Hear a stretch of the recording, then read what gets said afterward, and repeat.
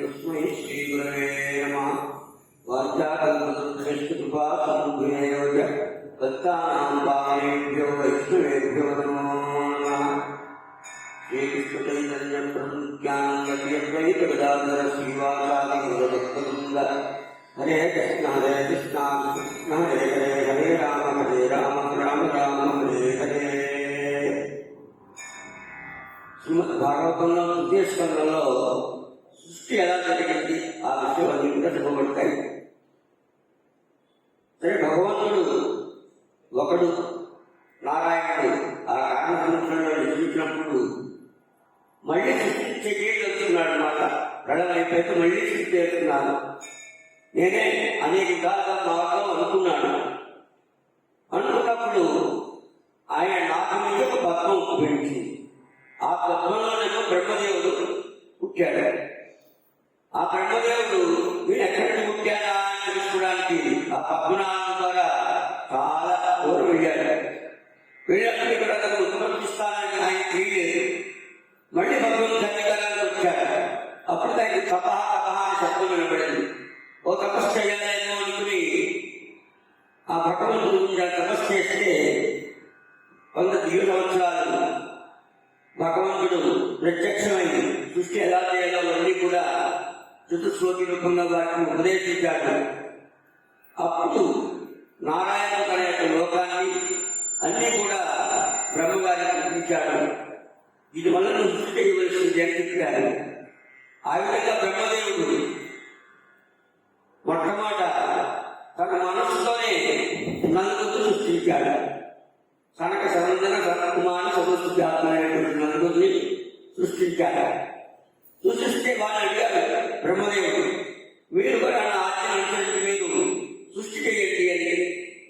వాళ్ళ మా ఈ సృష్టి గోలైనకు మేము భగవంతుడు తపస్సు చేసుకుంటూ ఉండేటువంటి వాళ్ళము, మా సృష్టి మాకు అక్కర్లేదు, మేము ఏదో భగవద్ధ్యానంలో ఉంటామన్నారు.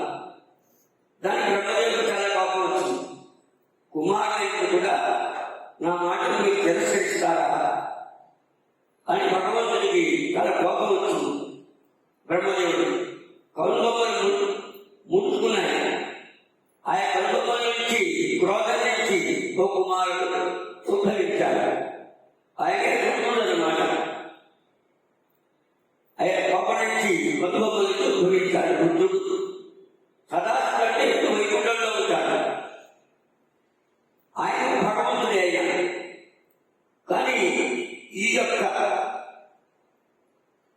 14 లోకాల్లో కూడా రుద్రలోకం అనేటువంటి కైలాసం ఈ మానవ లోకంలోనే ఉన్నది.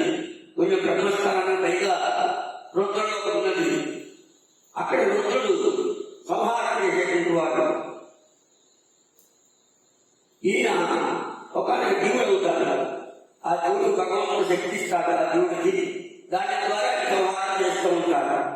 ఈయన జీవుడే అవుతాడు. బ్రహ్మదేవుడు కూడా జీవుడే అవుతాడు. కానీ సదాశివుడు మాత్రం వైకుంఠంలో సదాశివుడు బ్రహ్మదేవుడే అవుతాడు. అలాగే ఎప్పుడైతే కనుబొమ్మల ద్వారా బయటకు వచ్చినటువంటి ఆ శిశువు ఏడవడం మొదలుపెట్టాడు. ఏడవడం మొదలుపెట్టుంటే మానద ఏడవకన్నాడు. అందుకని రుద్రుడయ్యాడు. అయితే ఆ రుద్రుడికి 11 స్థానాలు ఇచ్చారు. 11 శక్తులను కూడా ఇచ్చారు. ఇచ్చినటువంటి వాళ్ళే అదే ఏకాదశి రుద్రుడు అంటారు. మనం రుద్ర అభిషేకం చేసేటప్పుడు వస్తాయి. ఆ విధంగానే 11 శక్తులను ఇచ్చారు. ఆ రుద్రుడిని సృష్టి అవుతున్నాడు. ఆ రుద్రుడు సృష్టిస్తున్నాడు. భూతవేద విచారకడాన్ని వాటిని సృష్టిస్తున్నాడు. వాళ్ళేమో సృష్టించడానంతా తినేస్తూ ఉన్నారు. నాయన రుద్ర ఇటువంటి సృష్టి వద్దునాయన, నువ్వు తపస్సు చేసుకుంటూ ఉండు, ఇటువంటి సృష్టి వల్ల ప్రయోజనం ఏమీ లేదు అని ఆ రుద్రుడిని తపస్సు చేసుకుంటూ ఉంటూ చెప్పారు. ఆ తర్వాత బ్రహ్మ మంచి సత్యమైనటువంటి సంకల్పం చేత తన మనస్సుతోనే 10 మంది కుమారులను సృష్టించాడు. పోలాడు, అత్రి, అలాగే దక్షుడు, అలాగే వశిష్ఠుడు, వామదేవుడు, మరీచి,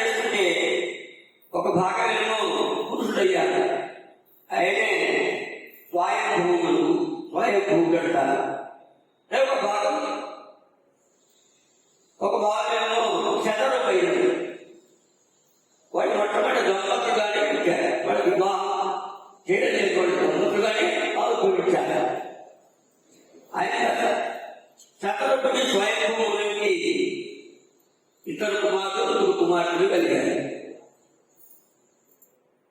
కుమారులేమో ఉత్తాన బాబుడు, ప్రియపురుషుడు అనేటువంటి వాడు కుమారుడు, ఆకృతి, దేవహూతి, ప్రసూతి అనేటువంటి వాడు కుమార్తెలు. అందులో కుమార్తె గురించి చెప్తున్నారు. ఆకృతిని రుచి అనేటువంటి జాగ్రత్త ఇచ్చారు. ఆకృతి దేవహూతిలో భద్రత చేసేదానికి ఇచ్చారు. అలాగే ప్రసూతి అనే మామయ్యకేమో దక్షుడు జాగ్రత్త ఇచ్చి వివాహం చేశారు. దీని ద్వారా సృష్టి ప్రారంభమైందనమాట. మొట్టమొదటి సాయంత్రం శుక్రకు దంపతులుగా ఉంటారు. వివాహ వ్యవస్థ లేనప్పుడు మొట్టమొదటి వివాహం దేవహూతులకి కక్కలకి జరిగింది. అక్కడి సృష్టి ప్రారంభమైందనమాట. కక్కబడికి దేవహూతికి 9 మంది కుమారులు కలిగారు. ఆ 9 మంది కుమారులను బ్రహ్మకి 10 మంది కుమారులు అని చెప్పారు. ఇంకా అందరూ 9 మంది ఉన్నారు. వాళ్ళకి 9 మంది, ఆ 9 మందికి వివాహం చేశారు. వాళ్ళు క్రమక్రమంగా సృష్టిని చేయడం ప్రారంభించారు. అందులో దక్ష ప్రజాపతికి 6 కుమారులు ఉన్నారు. అందులో సతీదేవిని శివుడికి ఇవ్వడం, అలాగా సృష్టిని చేశారు. ఆ విధంగా సృష్టి అలాగా విస్తరిస్తున్నదన్నమాట. అప్పుడు కపిల భగవానుడు ఇక దేవహూతి కర్తములకు పుత్రుడుగా జన్మిస్తాడు. ఒకసారి స్వయంభూమను రథం మీద తన కుమార్తెను దేవహూతిని తీసుకున్నటువంటి వాడే శివగుడితో పాటు కర్తముని ఆశ్రమానికి వస్తారు. కర్తముడు అంతకు ముందే బ్రహ్మగుడు తపస్సు చేశాడు. నాకు అందమైన భార్య కావాలి, అందమైన కాదు కట్టినటువంటి భార్య కావాలి అని. అలాగే నీకు కట్టినటువంటి కుమార్తెలు తమను అడుగుతాను, అలాగే నేనే నా అంశంతో ఆవేశ అవతారంగా కపిలుడుగా నీకు జన్మిస్తాను అని, వాటి నుండి జ్ఞానం పొంది నువ్వు తరిస్తావు అని కర్తముడు చెప్పారు. ఆ విధంగా ఈ దేవహూతి ఈ కర్తవ్యం అప్పుడు దేవతని వివాహం చేసి అక్కడ వదిలిపెట్టి స్వయంభూముడు వెళ్ళిపోతాడు. వెళ్ళిపోతే తండ్రి మాట ప్రకారం ఆ దేవహూతి తక్కువ ప్రజాపతి అనేక విధాలుగా పెద్ద సేవిస్తూ ఉంటుంది. చాలా మేడంగా ఉంటుంది. అంతా సేవ చేసుకుని ఉంటుంది. అట్లాగా అప్పుడు ఆమె కోరిక తెలుసుకున్నటువంటి వాడే కర్తముడు ఏం చేస్తాడు, దివ్యమైనటువంటి విమానాన్ని సృష్టిస్తాడు. ఆ విమానంలో అన్ని సౌకర్యాలు ఉంటాయి. ఆమెను చక్కగా నువ్వు స్నానం చేస్తామంటాడు. అంతవరకు చాలా మహిళగా సేవ చేస్తున్నది. మహిళగా ఉంటే నువ్వు స్నానం చేస్తామంటాడు. అలా స్నానం చేస్తుంది. అక్కడ ఎక్కడైతే భగవంతుని అక్షులు పడ్డాయో అది దివ్య సరోవరం అవుతుంది. కర్తమని చూసినప్పుడు ఆ సరోవరంలో స్నానం చేస్తే అక్కడికి దివ్యమైనటువంటి రూపం వస్తుంది, మాలిన్యం కాకపోతుంది. అనేక అక్షర స్త్రీలు వస్తారు, ఆమె దగ్గర అలంకారాలను చేస్తారు. అప్పుడు కపిలుడు కాదు దేవతో ఆ యొక్క కట్ట ప్రజాపతి ఆ యొక్క దేవతో విమానాన్ని సంచరిస్తాడు. అనేక భాగాల్లో సంచరించి కట్ట విహరిస్తాడు. అని మహాశక్తులు కూడా ఉన్నాయి. ఆ యొక్క విమానాలు విహరించిన తర్వాత 9 విధాలుగా తన రేఖ ద్వారా 9 మంది కుమార్తెలను కట్టారు. అక్కడ కట్టిన తర్వాత అది వారు చేస్తున్నప్పుడు ఒక ఒప్పందం పెట్టారు. ఎవరు? కర్తం ప్రజాపతి. నేను వివాహం చేసుకున్న తర్వాత సంతానం కలిగిన తర్వాత దాన్ని అమలు చేయగలిస్తాను నేను అని కండిషన్ పెట్టి వివాహం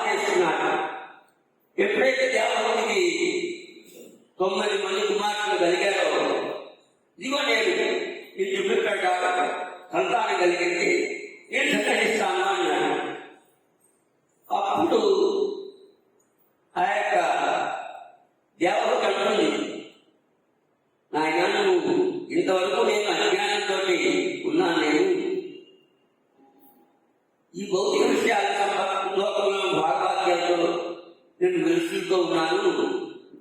నువ్వు 9 మంది కుమారులను అనుగ్రహించావు. ఈ 9 మంది వివాహం చేస్తాను లేకపోతే అది నాకు చాలా కష్టం అవుతుంది. కాబట్టి మనకి ఒక కుమారుడు కలిగే వరకు ఇంకొంతకాలం ఉండమంటే అప్పుడు ఆ కపిలుడికి దేవతలకి కర్తములకి దేవతలకి కపిలుడు వాడు కుమారుడు కలుగుతాడు. ఆ కపిలుడు కూడా భగవద్ ఆవేశ అవతారాల్లో ఉండదన్నమాట. ఆ కపిలుడే సాంఖ్య శాస్త్రాన్ని చెప్పాడు. సాంఖ్యం అంటే సుఖసత్వము అర్థం, సంఖ్యతో కూడిందని కూడా భగవద్జ్ఞానం అని. సాంఖ్యం 24-25 రూపాయలుగా ఉంటుందని, పంచభూతాలు, పంచతన్మాత్రలు, దశ ఇంద్రియములు, మనస్సు, అలాగే బుద్ధి, అహంకారము, ఇవి కలిపి 20 తత్వాలు. ఆ చెవుడు బయలుదేరినటువంటి వాడు భగవంతుడు అని తత్వాన్ని చెబుతూ ఉంటారు. ఆ విధంగా ఎప్పుడైతే కుమారుడు జన్మించాడో అప్పుడు పుష్పవృష్టి కురిసింది. కపిల భగవానుడు పుట్టినప్పుడు చక్కగా భూమంతగా సస్యశ్యామలంగా ఉంది. అంతటగా అసలు దానం చేశాడు. కపిల మహర్షి అలాగా చక్కగా అవతరించాడు. ఆ తర్వాత ఏమో తండ్రి కుమారుడు వలన ఆ కర్తవ మధ్యాహ్నం కూడా జ్ఞానం పొందినటువంటి వాడే, ఆయన పొందినటువంటి వాడే, ఆయన కూడా సాధన చేయడం కోసమని కుమారుడి దగ్గర తత్వాన్ని పొంది ఆయన వెళ్ళిపోతాడు. ఆ తర్వాత దేవహూతి ఒకసారి తన యొక్క కుమారుడిని కలుస్తుంది. దేవత కపిలదేవుడు విషయంకి పుట్టిన అనుక ఉన్నట్టు మైత్రి సమాధులు కలిగారు. కర్తమనుషుడు వనానికి వెళ్ళగా దేవత పని ప్రాణంలో ఇలా అడిగితారు. ఇంతవరకు నేను కపిలుడికి కలిగింది. పనిపాల లక్ష్యంతో భగవద్గీతను గురించి చెప్పుకొని అడిగింది. అప్పుడు కపిల భగవానుడు చెప్తున్నాడు, జీవుని మందమోక్షమైన పుస్తకమే కారణము, మనయే మనుష్యాన కారణం బంధమోక్షయో. మనస్సే బంధానికి కానీ మోక్షానికి కానీ కారణం. మన మనస్సుని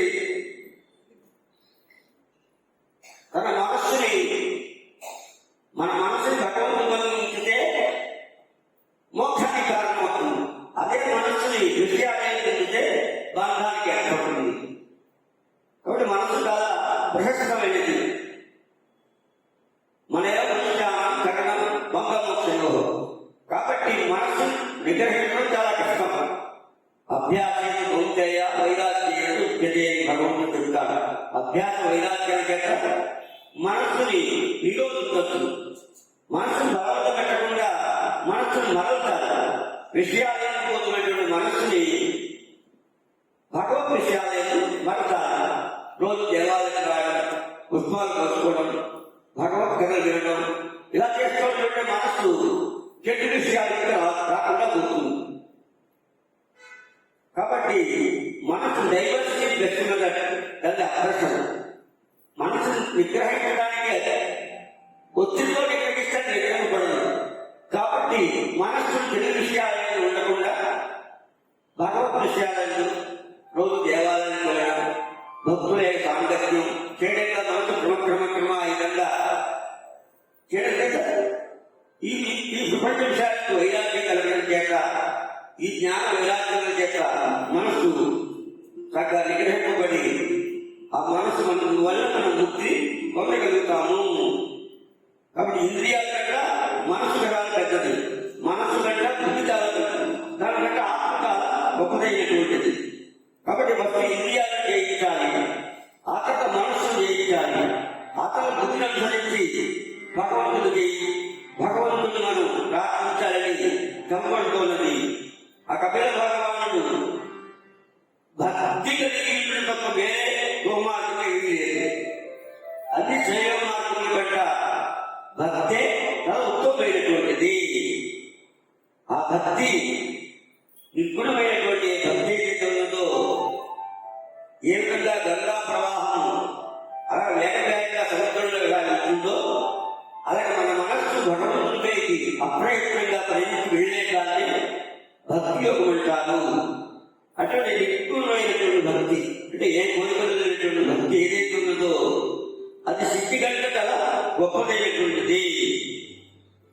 భౌతిక శైలి ఆసక్తి, మనసు భౌతిక స్థాయి ఆసక్తి ఉంటే బంధానికి ద్వారా ఉంటుంది. అదే సాధువైన మోక్ష ద్వారా ఉంటుంది. సాధువులు సంస్కారం ఎలా ఉంటారు? సాధువులు ఎలా ఉంటారు? వాళ్ళు నిష్కామంగా ఉంటారు, కోరికలు లేకుండా ఉంటారు,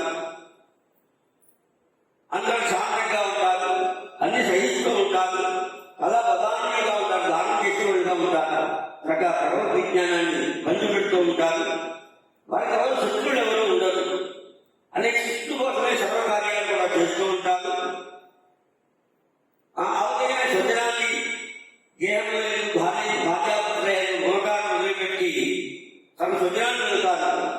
భగవంతులను కీర్తించే వాళ్ళకి ఆసక్తి ఉంటుంది. కాబట్టి ఆ విధంగా కీర్తించే సాధు సాంగత్యం కలుగుతుంది. ఆ సాధు సాంగత్యం చేసేమో దుస్సాంగత్యం పోతుంది. కథాప్రసంగం సత్పురుషంతో సహవాసం చేస్తే కథాప్రసంగా మమ వీర సమిధ భగవతి ఉత్కంద సాయన తద్వాపవర్తమత్తు శ్రద్ధారక్తి భక్తులు నూతనిష్టది. ఈ మనస్సుని చక్కగా భగవత్ కథలకు వాటి ఉండే సత్పురుషులు సహవాసం చేస్తే మనకు భక్తి మార్గం ఎందు మూడు కలుగుతాయి: శ్రద్ధ, భక్తి, అలాగే శ్రద్ధారక్తి భక్తులకు చూచది.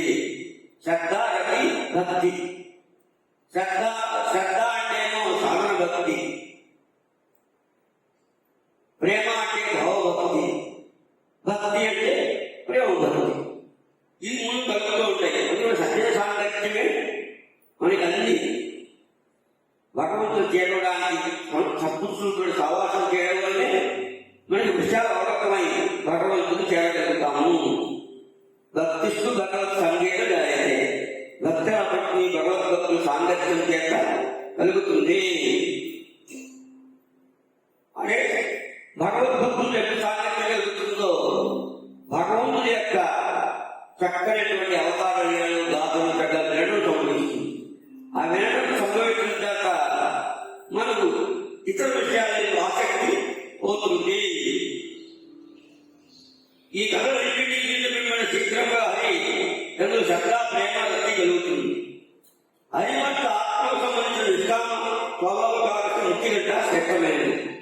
ఆ హరి ఎందు ఆసక్తి కలిగినటువంటి భక్తి ఏదైతే ఉన్నదో అది ముక్తి గంట కల శ్రేష్టమైనటువంటిది. అభివృద్ధి చెందినటువంటి భక్తి ముక్తి కూడా అపేక్షించదు. ఎవరైతే భగవద్భక్తులు ఉంటారో వాళ్ళు ముక్తిని కూడా కోరుకోరు. మాకు భక్తే కావాలి అని అంటారు. వాళ్ళు ఎప్పుడు ఏటికి వచ్చినా సరే ముక్తి వస్తుందో లేదో మనకు తెలియదు. అందుకని మనం భగవంతుని ఈ విధంగా ప్రార్థించాలి. ఏ జన్మ ఇచ్చినా సరే నాకు భగవంతుని భక్తి కలిగి ఉండాలి. ఇతరు మాపురం చెప్పినట్టు నా గణం గణం సుందరం గంగాంబా జగదీశ కావే ఉమ్మ జన్మల జన్మనీశ్వరే ఒక భక్తుల అయిపోయి ఏ జన్మ ఇచ్చినప్పటికీ కూడా నాకు ధనం ఎందుకు బిడ్డ ఎందుకు గాను ఆకర్షణ లేకుండా నిజంతే నాకు భక్తి చేయవలసింది అని ఆ విధంగా చేస్తుంటే భగవంతుడు తన భక్తులు ఎందుకు బాధిస్తాడు? ఆయన కూడా భక్తులు కోరకపోయినా చక్కనటువంటి తన దివ్య పాత్రగా తెలుసుకుని ఆ భక్తిని తరిక చేస్తూ ఉంటాడు. కాబట్టి భక్తులు సాలోక్యాలు మిత్రులు నాలుగిని కోరదు.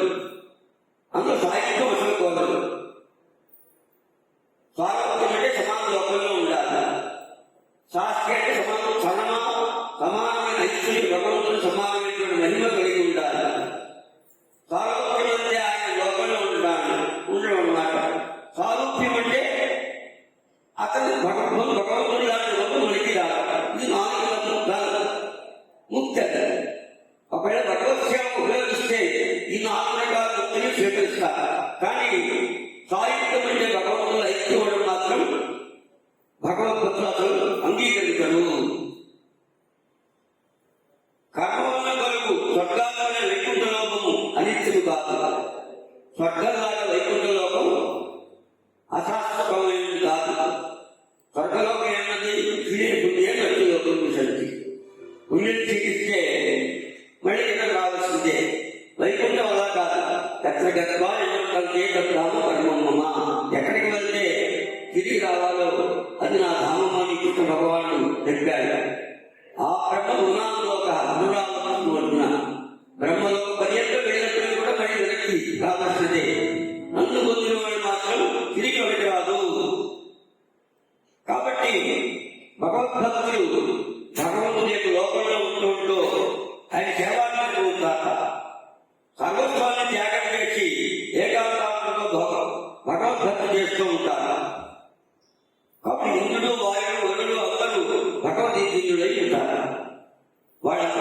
భగవంతుడు ఏం చెప్పాడో ఆ కార్యాలను చేస్తూ ఉంటారు.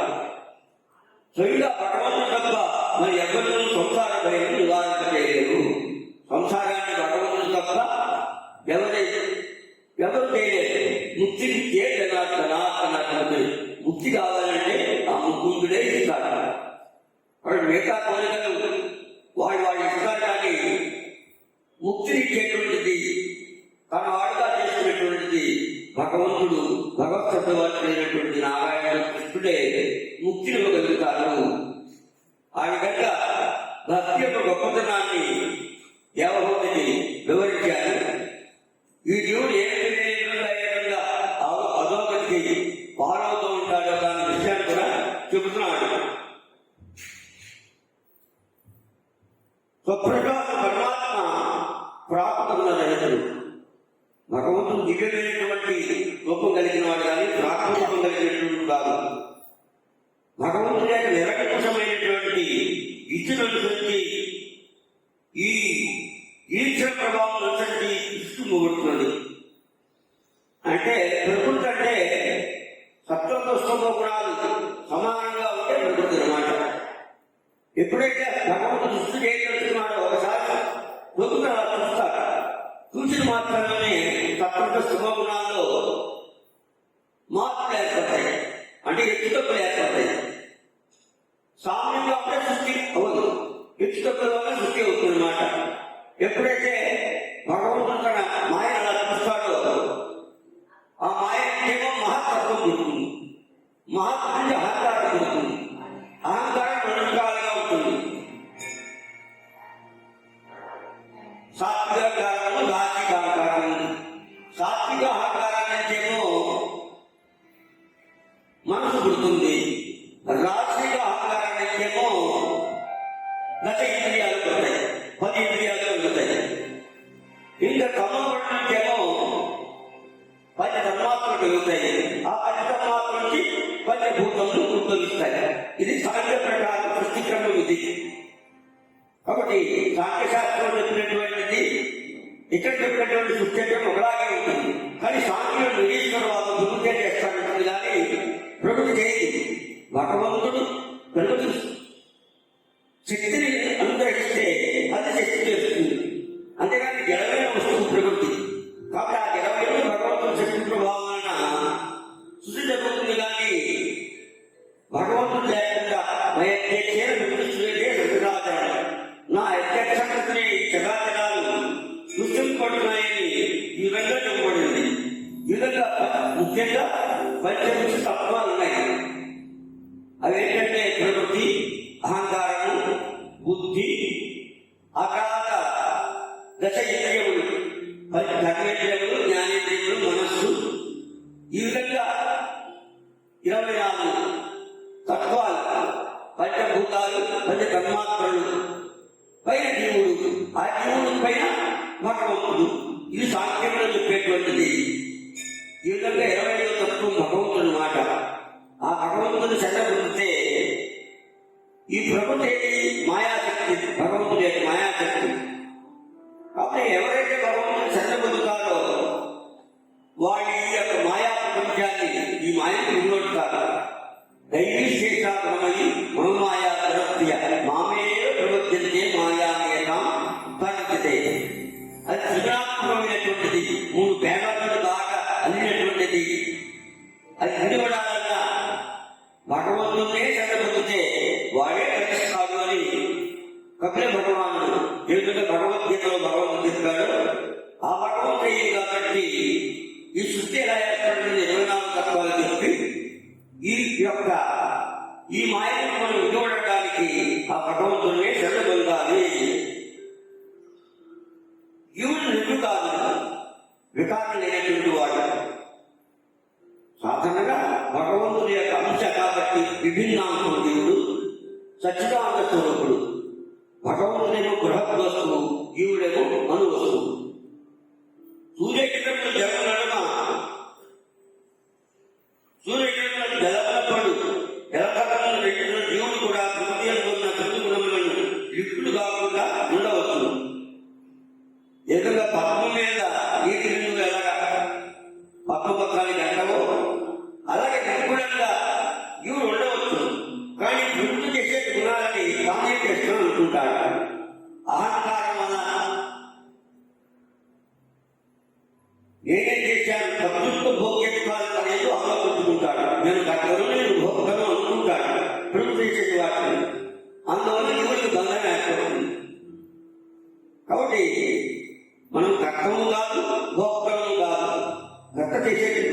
భగవంతుడు, భోక్త ఆయనే.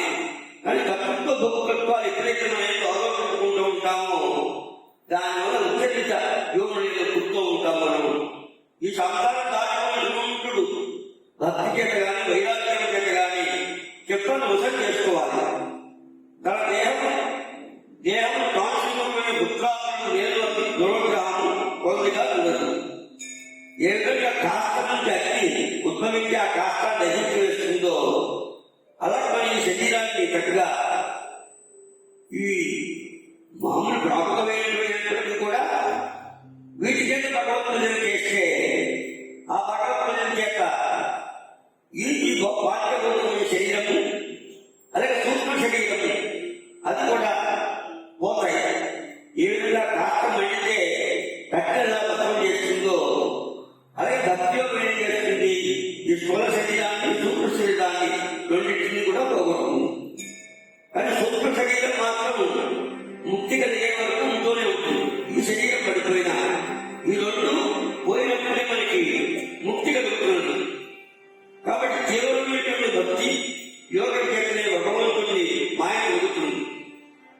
బ్రహ్మలోకము గల యజ్ఞలోకంలో అనుమానంగానే కోరడు. కాబట్టి ఇది సాధన చేసినప్పుడు మనకు అనిమ గరిమ ప్రాసము వసిత్వము ఉన్నటువంటి ఆ శక్తులు కలుగుతాయి. కానీ ఆ శక్తులకు మనం లొంగిపోయితే భగవద్భక్తి దూరం అవుతాం. మనం భక్తి సిద్ధే జరిగేది, భక్తి సిద్ధి కనుక గొప్పదైనటువంటిది అని ఈ విధంగా చెబుతూ అష్టాంగ యోగాల గురించి కూడా కపిలుడు భగవాన్ చెప్పారు. ఈ యోగం ద్వారా ఆ భగవంతుని ఎలా ధ్యానించాలి అనేటువంటి విషయాలు అష్టాంగ యోగం అంటే యమ నియమాలు, ఆసనము, ప్రాణాహారము, ప్రత్యాహారము, ధారణము, ధ్యానము, అలాగే గానం, ధ్యానం, సమాధి అనేటువంటివి 8 రంగాలతో కూడుకున్నటువంటి యోగాత్మని భగవంతుని యొక్క రూపాల దగ్గర స్మరిస్తూ చక్క భగవంతుని యొక్క రూపాలు అలౌకికమైనటువంటి కలుస్తూ ఒక్కొక్క రూపాల దగ్గర భగవంతుని యొక్క పాదాల దగ్గర నుంచి పై వరకు కూడా ఒక్కొక్క వేలాన్ని దగ్గర స్మరిస్తూ ఉంటారు యోగులు. అంతేగాని నిపుణమైన కార్యక్రమంలో ధ్యానించే యోగులు భగవత్స్థానానికి వెళ్ళలేదు. భగవంతుని యొక్క సాకారమైనటువంటి ఏదైతే మూర్తి ఉన్నదో ఆ మూర్తి చక్కగా ధ్యానించడం చేత చక్క మనకి ముక్తి కలుగుతుంది. ఆ భగవంతుని ఎలా ధ్యానించాలో చెబుతున్నారు. భగవంతుని చరణాత్మకం ప్రార్థించాలి. ఆ తర్వాత చరణాత్మకం తర్వాత శిరస్సు నుంచి మంగళమయుడయ్యా. ఈ విధంగా ఒక్కొక్క వేయాన్ని భగవంతుని యొక్క అవయవాలన్నింటినీ కూడా అష్టాంగ యోగం చేత చక్క భగవంతుడు యొక్క దివ్యమైనటువంటి రూపాన్ని ధ్యానించాలి. ఆయన పాదం తత్వంగా ఉంటాడు, ఆయన నామే తత్వంగా ఉంటుంది. చక్కనటువంటి వక్షస్థలం కలిగినటువంటి వాడు, కౌస్తుభాలు ధరించినటువంటి వాడు, చతుర్భుజుడైనట్టు ఉంటాడు. అటువంటి ఇంటి లక్షణమైనటువంటి భగవంతుడిని ధ్యానించడం ద్వారా ఆ విధంగా అష్టాంగ యోగం చేతేమో అష్టాంగ యోగం చేత భగవంతుడిని పొందవచ్చు. ఆ యోగం పరమాత్మను పొందుతారు. అంటే మన అందరిలో కూడా భగవంతుడు అంతర్యాలుగా ఉన్నాడు. అంగుష్ట మాత్ర పరిమాణంలో సంకటకృతాత్వాలు ధరించి కాబట్టి దానికంటే పై స్టేజ్ ఏంటి భగవద్వాసులవడం. ఆ భక్తి యొక్క రహస్యాన్ని చెబుతున్నారు. కాబట్టి దేవతని తామసిగా రాజకీయ తత్వవేదంలో సగుణ భక్తి గురించి చెప్పారు. అంటే భక్తి కూడా 3 రకాలుగా చెప్తున్నారు. సగుణ భక్తి అంటే సాత్విక భక్తి, రాజసిక భక్తి, తామసిక భక్తి. అయినా భక్తి ఎప్పుడు నిర్మలమైందే, గంగాధర్మ నిర్మలమైందే. కానీ ఆ ప్రదేశాలు వెళ్తున్నప్పుడు దాని రుచి మారుతూ ఉంటుంది. ఉప్పు స్నానం ఉప్పుగా ఉంటుంది నీరు, సముద్రం తగ్గితే ఉప్పుగా ఉంటుంది నీరు. ఆ యొక్క ప్రదేశాలను బట్టి ఎలా రుచి ఎలా మారుతుందో మనిషి యొక్క మనస్సును బట్టి భక్తిని 3 విధాలుగా సాత్విక భక్తి, తామసిక భక్తి, రాజసిక భక్తి చెప్పారు. అది చక్కని చెప్పిన చోటు నిర్గుణమైనటువంటి నిష్కారమైనటువంటి భక్తి యోగాన్ని కూడా కపిల భగవానుడు చెప్పారు. అంటే భగవంతుని యొక్క గుణమును శ్రవణ చేసేందుకు మాత్రమే చెప్పినే దాంట్లో ఏకంగా పరిగెట్టుకోగలిగినట్టు ఎక్కడ ఆగకుండా భగవంతుడిలోకి వెళ్తూ ఉంటుందో ఆ విధంగా మన చిత్తం కూడా నిరంతరం భగవంతుడిని భయస్తే అది భక్తి అవుతుంది. అది ఆయుధమైనటువంటిది, ఏడుకొడుకులు లేనటువంటిది, అప్రతిహతమైనటువంటిది, అంటే ఎప్పుడు తొలగినటువంటిది. ఏ తైలధార అవిచ్ఛిన్నంగా ఎలా పడుతూ ఉంటుందో అది భక్తి అన్నమాట. అది శుద్ధ భక్తి. శుద్ధ భక్తులు సాహిత్య విషయం కొట్టుడని శుద్ధ సాహిత్యం మాట అట్లా ఉందండి. ఈ సాలోక్యం సాక్షి సామూహ్యం అనే ముక్తులు కూడా విప్పుకోరా కోరట. ఒకవేళ సేవ ఉపయోగిస్తే బాగా స్వీకరిస్తారు కానీ పెద్ద ముక్తులు కూడా స్వీకరించరు. అది అందులో సాహిత్యం ఏదైతే ఉందో అసలు కోరుకోరు అన్నమాట. ఇంకా ఏ వస్తువులు కూడా భగవద్భక్తులు కోరరు. సాధన భక్తి అభివృద్ధి ద్వారా చిత్తము నిర్మలం అవుతుంది. భక్తి చేతనే చిత్తం నిర్మలం అవుతుంది. చేతోదర్పణ మాత్రం అని భక్తి యొక్క మహాత్మ్యాన్ని మహాప్రభు చెప్పినట్లుగా నిర్మల చిత్తంతోనే ఆయన యొక్క కథలు చక్కగా వింటూ ఉండాలి. భగవంతుని నిత్యం కూడా సేవిస్తూ ఉండాలి అని చెబుతూ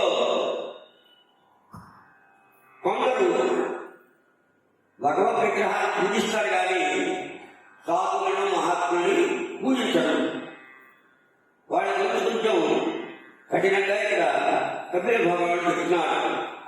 ఎవరైతే సాధువులను మహాత్ములను గౌరవించకుండా కేవలం విగ్రహాన్ని పూజిస్తూ ఉంటారో వాళ్ళు ఏమి లేదు, భక్తులు చేసినటువంటి హోమన నష్టమవుతాయి. అంటే భక్తులు ఎవరైనా భగవద్భక్తులు సాధన చేయడం వాళ్ళని బోధించడం కోసం కపిలుడు అలా చెప్పారు. కానీ విగ్రహాన్ని పూజించిన వాళ్ళు క్రైస్తవ భక్తులు, ఉత్తమ భక్తులు అవుతారు, తర్వాత ఉత్తమ భక్తులు అవుతారు. కపిలుడు ఆత్మగా ఏం చెప్పాడంటే భక్తుల్లో ఇతరులను భాగవత భక్తులు కూడా చాలా ముఖ్యమైనటువంటిది. కాబట్టి ఆత్మ చెప్పడం కోసమని కేవలం విగ్రహాలను నిర్మించేట్టుగా కపిలుడు చెప్పాడు. అంటే భక్తులు సాధారణ కాదు. సర్వ ప్రాణంలో మానవుడు అని 84 జీవరాశులు ఉన్నారు కదా, అందులో మానవుడు శ్రేష్ఠుడు. మానవుడు బ్రాహ్మణుడు శ్రేష్ఠుడు. దానికన్నా వాక్యములు మనోవాక్యానికి సంబంధించినటువంటి వాడు శ్రేష్ఠుడు. కారణాన్నింటికి ఆది అంతము అవినాశి అఖిల విషయమును సంహారం కలిగినది. భగవంతుని ఒక శక్తి ఉన్నది, అదే కాలశక్తి. కాలవస్తులో ప్రముఖాన్ని ఆ కాలశక్తి ద్వారా ఈ సృష్టి సంహారాలన్నీ కూడా జరుగుతూ ఉంటాయి. ఇంకా గృహస్థుల యొక్క అనుమతి అంటే భగవంతుని పూజించే వాళ్ళకి ఎటువంటి అనుమతి కలుగుతుందో చెబుతున్నారు. సాధు సాంకర్యహీనుడు, కుటుంబ వస్తువులు, ఆసక్తులు, గ్రహభక్తులు, భగవద్భక్తులు, మానవులు కాకుండా కుటుంబాలను కలుగుతూ సాంసారిక వాసనపై మగ్నులై ఉంటారు. ఎంత సాంసారికత్వం లేకుండా ఈ సంసారం ఇవే వైద్యులు గడిపే కైలాసాన్ని వీరి అంటే అభిమానం కలిగినటువంటి వాళ్ళే సాంసారికత చేయకుండా ఉంటూ ఉంటారు. ఎప్పుడు దుఃఖాలు అనిపిస్తూ ఉంటారు. వారు అధికంగా నమ్మకాలే నిరాశపడుతూ దీర్ఘ విశ్వాసం ఉంటూ ఉంటారు. మన వాళ్ళని ఎంత పోషించినా ఇక్కడ ఆగినా సరే వాడు ఇంకా ఏదో మొక్క పెడుతూ ఉంటారు. కాబట్టి మన పుత్రులని భార్యని వాళ్ళ కోసం అన్యాయంగా ధనం సంపాదిస్తే ఆ పాపల వాళ్ళే బాగా పంచుకోరు. మనం అక్కడనే బాగా పంచుకునేవాళ్ళు. కాబట్టి మనం చేసినటువంటి పుణ్య పాపాలు మనకు కూడా వస్తాయి. కానీ నేను భార్యాపక్షల కోసం నేను అన్యాయం సంపాదించాలంటే ఆ పాపం వాళ్ళకి రాదు. కాబట్టి గడిపడాన్ని దుఃఖాన్ని అనుభవిస్తూ ఉంటారు. వాస్తవంగా నరక సంబంధంలో ఏ భాగాలు ఉంటున్నో అవి అన్ని ఇచ్చే కనబడతాయి. ఇలాగ నరకంలో ఏ భాగాలు అయితే ఉన్నాయో ఇక్కడ కూడా ఉన్నాయి. మనం హాస్పిటల్ వెళ్తే చూడవచ్చు ఎన్ని బాధలు అవుతూ ఉంటారో జీవులు. అనేక రకాల రోగాలు కలియుగంలో ఇంకా రోగాలు అశేషుగా పురోహ అన్ని రోగాలకు విధానమైనటువంటిది ఈ మానవ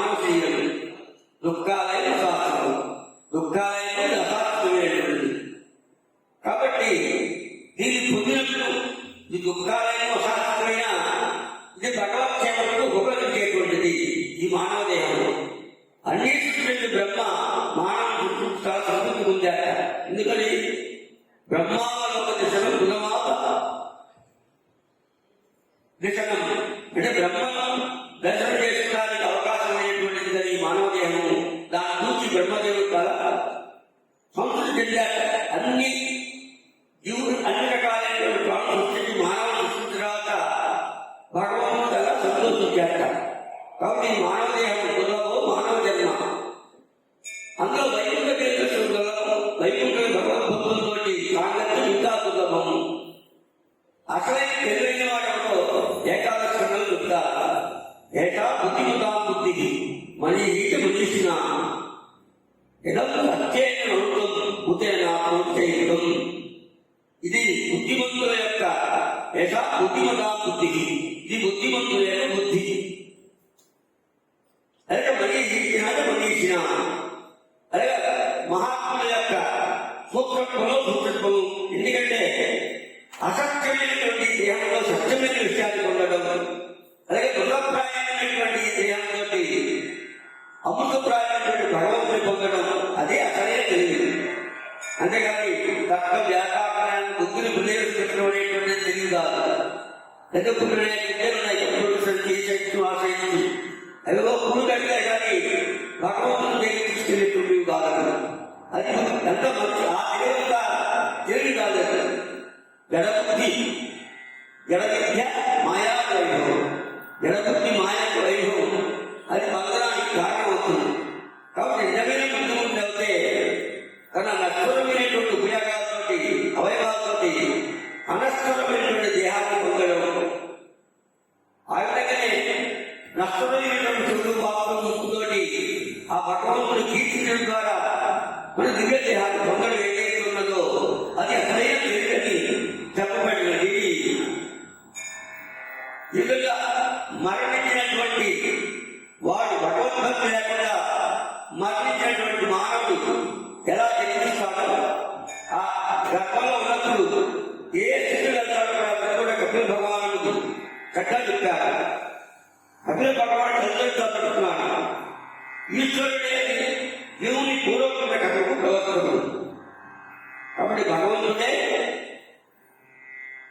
ఈ యొక్క మన యొక్క సంస్కారాలు స్వేచ్ఛ ఇచ్చారు. ఆ స్వేచ్ఛను వినియోగం చేసుకోవడం చేత మనం దుష్ట మార్గాల్లో వెళ్తూ ఉంటాం. కర్మశ దేవుడు పురుషుని అంటూ ఎలా పొందుతాడు, ఎలా పెరుగుతాడు మాతృత్వంలో అని చెప్తున్నారు. కర్మశుడు పురుషుని ఏకత్వం ఆశ్రయించి శీతత్వంలో ప్రవేశిస్తారు. మనం తినేటువంటి ఆహారం ఏదైతే అందులో ఉన్నదో ఆహారము రేతస్సుగా మారుతుంది, శుభ్రంగా మారుతుంది. అది శోణితంలో కలిసినట్లయితే అక్కడ ఉద్దిజల్ని ఈ విధంగా వస్తేమో చిన్న బిందువులా ఉంటుంది. కారణం ఏకరాత్రి ఆ కొంచెం కొంచెం ఒక నెల పెట్టిన రేపులా ఉంటుంది. ఇంకా మూడవ నేను వచ్చినప్పటికీ మగ ఆడ తెలుస్తుంది. వీళ్ళు మగవాడ ఆడవాడ తెలుసుకుంటా. ఈ సైతం అప్పుడే చెప్పాడు వదిలే భగవాన్. ఇప్పుడు ధ్యానం చేసి ఆడవాడ ఎలా తెలుసుకుంటున్నారు. ఈ వృద్ధ స్త్రీ అనేటువంటి వేదము తల్లి గడిపలోనే తెలుసుకుంటారు. ఆ తర్వాత వివిధ దుఃఖాలను అనుభవిస్తూ ఉంటారు. అలాగే తెలుసుకోవడంతో తర్వాత కాళ్ళు చేతులు రావడం, తర్వాత శిరస్సు రావడం ఆ విధంగా వస్తుంది. ఆ తర్వాత 6వ మాసం వచ్చిన తర్వాత వాడికి పూర్వజన్మ జ్ఞానం జరుగుతుంది. అనేక జన్మల్లో ఏం చేశాడో ఆ జ్ఞానం అంతా కూడా భగవంతుడిని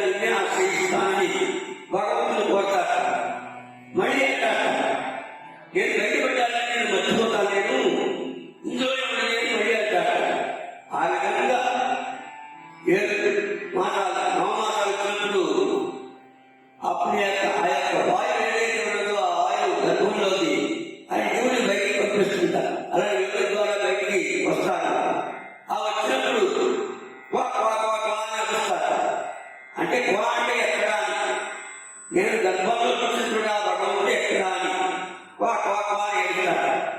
అప్పటి నుంచి ఆయన పూర్వజన్మ వస్తుంది అని కూడా మర్చిపోతాడు. అప్పుడు తల్లి పోషిస్తూ ఉంటుంది. కుర్రవాడు ఏడుస్తున్నాడంటే బాగా కోసం ఏడుస్తుంటే ఇదిగో బట్టలు కూర్చుందో అని ముందేస్తాడు. అదే ముందుగా చూడండి పాలు పోస్తాడు. తన విషయాన్ని చెప్పలేదు. దొంగ వాడి పుట్టబెడుతూ ఉంటాడు. అలాగే అవస్థలు పడుతూ ఉంటాడు. బాల్యస్థావ క్రీడాచక్ర తరుణస్థావ తరుణీదక్ర ఉత్తస్థావ చిత్తాచక్ర భార్య నకుడు చక్ర.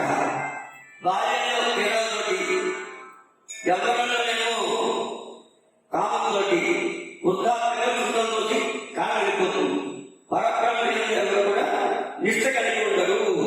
కాబట్టి బుద్ధిమంతుడు చక్కగా ఈ యొక్క విషయాన్ని తెచ్చుకుని మనం లేక భగవంతుడు భజిస్తే ఈ యొక్క సౌకాల్లో ఉన్నటువంటి గర్భవాసం అనుభవించకుండా మనం ఆ భగవంతుడిని చేరడానికి ఉంటాయి. కపిలదేవుడు ఉన్నాడు. గృహస్థులు తన ఇంద్రియులు ముక్తిమంతుడిగా దైవిక ధర్మాన్ని ఆచరిస్తూ ఉంటారు. జీవులు ఈ చివరికంటే ధర్మార్థ కామాల కోసమని అనేక పనులు చేస్తూ ఉంటారు. భగవంతుడికి ముందుకు కలిగేటువంటి కర్మలేని ఆసక్తులు ఉంటారు. అదే కృష్ణదేవతను పూజిస్తూ ఉంటారు. అదొక వెళ్తూ ఉంటారు. ఇది నిశ్చయంలో ఏకాగ్రత కలిగి ఉండట. దానివల్ల వారు అభయాన్ని దొంగలేస్తారు. జీవులకు పరమ శ్రేయస్సు కలిగించు. దానివల్ల సుఖాన్ని జీవుడు పూర్తిగా కాలాత్మకులు కాగలరు. కాబట్టి ఈ విషయాలన్నీ కూడా క్షణికమైనటువంటివి. కాబట్టి వీటిని తగినంతగా చూసుకుంటూ మనం ఎక్కడికైతే వెళ్ళాలో ఆ భగవంతుడి వైపు వెళ్తే వాడే దుష్టిని భగవద్భజనలకు వారు భక్తులకు అధికారులు కాదు. హరియంతులు అర్థమైన బుద్ధి గలవారు, హరిభక్తులు ప్రేమించేవారు అమూల్యములు భాగవతులకు అధికారులు అవుతారు. ఎవరికైతే శుద్ధి ఉంటుందో వాడు భగవద్గలేని వాటి రుచి ఉంటుంది. మిటం మనకి ఈ కథలో ఆ కథలో చెప్పుకోకుండా భగవద్గీత నుంచే చాలు. ఇక ఫ్యాన్ వేస్తారు, భగవద్గీత చెబుతారు. చక్కగా కూర్చుని భగవద్గీత నింటే సంసార దుస్తులు ఉచి తీసుకో నాణ్య ప్రవాహ భగవత్ పురుషోత్తమిచ్చ వీరాకరాలందరైన ఇది దొక్క దవాదస్య. అంటే ఇందులో దుఃఖాల్లో ఉన్నటువంటి ఈ సంసారం భగవద్గీత లేకుండా దాటలేదు. భగవద్గీత లేకపోతే నాలుగు ద్వారానే ఈ సంసారాన్ని దాటాలి. లేకపోతే ఇంకో విధంగా మార్గం లేదు. చక్క ఆయన కథలు వినడం, ఆయన ఎవరు స్మరించడం, ఆయన ఎవరు కీర్తించడం, ఇది చేస్తే చాలు. మనం టీవీలో సీరియల్, ఈ సీరియల్, ఆ సీరియల్ మొదలు భగవద్గీతలు, రామాయణం యొక్క కథలు వినడం చేస్తే మనకి ఉంటుంది. ఈ విధంగా చిత్రం చెబుతూ ఆయన చివరిపై ఈ విధంగా జ్ఞానాన్ని ప్రదర్శిస్తుంటే కపిలదేవుడు భక్తి యోగంలో విని తర్వాత దేవుని యొక్క మోహం కలిగించాడు. ఎప్పుడైతే భక్తి యొక్క విషయం చెప్పారో ఆ దేవభక్తి యొక్క మోహం బయట ఆ దేవభక్తిని దేవత కపిలవాణి అక్కడ ప్రోత్సాహం చేసించారు. భగవాను సత్సంగతుడు, సర్వజీవులకు ప్రభువు, అంతశక్తియుక్తుడు. ఆయన శక్తి అసత్యము అసత్యము. అది అతని శైశవాది యోగములు అతని స్వరూప యోగమైన సంఘటనలు. ఒక్కరు నేను అంత్యములకు నిర్ణయించిన వ్యక్తి కూడా భగవనామం